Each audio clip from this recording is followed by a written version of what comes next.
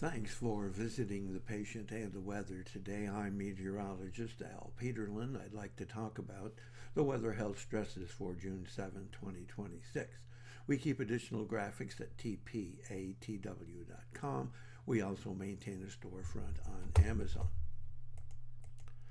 Looking at the surface map for Sunday, we have a major front extending southwest from Bismarck across Wyoming all the way through central Nevada up into northern California.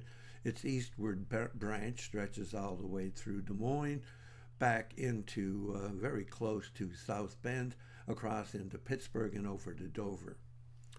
Looks like a lot of unsettled weather in the northern high plains, a lot of activity in the middle Mississippi Valley extending all the way into the Ohio Valley, and then a little bit of activity up here in New England.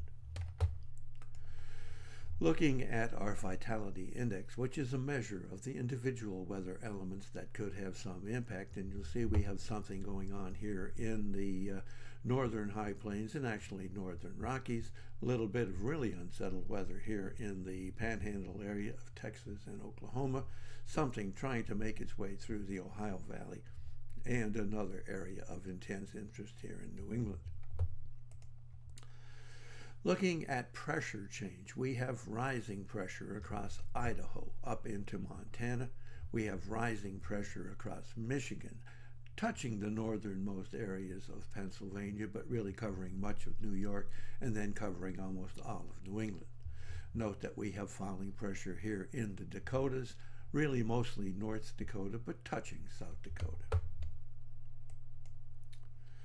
Looking at the change in temperatures, pretty interesting, although temperatures are rather warm, very summer-like across almost all of the nation, but we will have some significantly falling pressure here across Wyoming and Montana, and probably picking up portions of Utah, but very strong in Montana. And note that we have a bubble high of rising temperatures across the Oklahoma-Texas panhandle up into western Kansas. Looking at the change in dew point temperatures, we have falling dew point temperatures across portion of the west, but note it gets more interesting as you look at vapor pressure, where we still show some falling vapor pressure here up the high plains, but note that we have increasingly vapor pressure across the extreme portions of the northern plains and across the south all the way from Mississippi clear into the Carolinas, and very intensely sharp across southern and central Florida.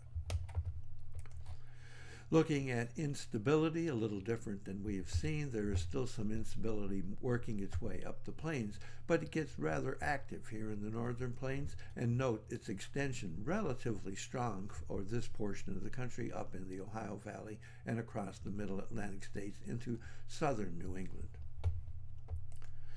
Looking at the change in oxygen availability, we get a little more specific, and we have a risk or a stress of migraine from Nevada across Idaho into Wyoming and most of Montana, very significant across Montana. Note that we also have a migraine stress in extreme southern Texas.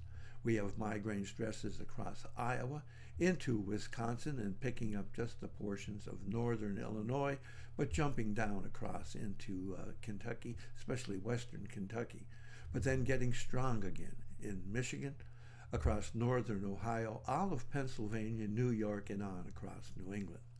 And it looks like the migraine stress will cover much of the Canadian cities from Windsor all the way to Quebec.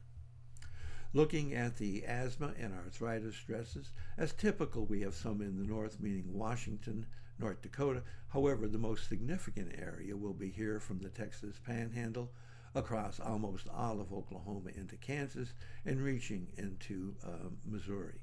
Note that we also have asthma and arthritis stresses across central and southern Florida. Thanks for visiting the Patient and Weather. Please do click, save, and share.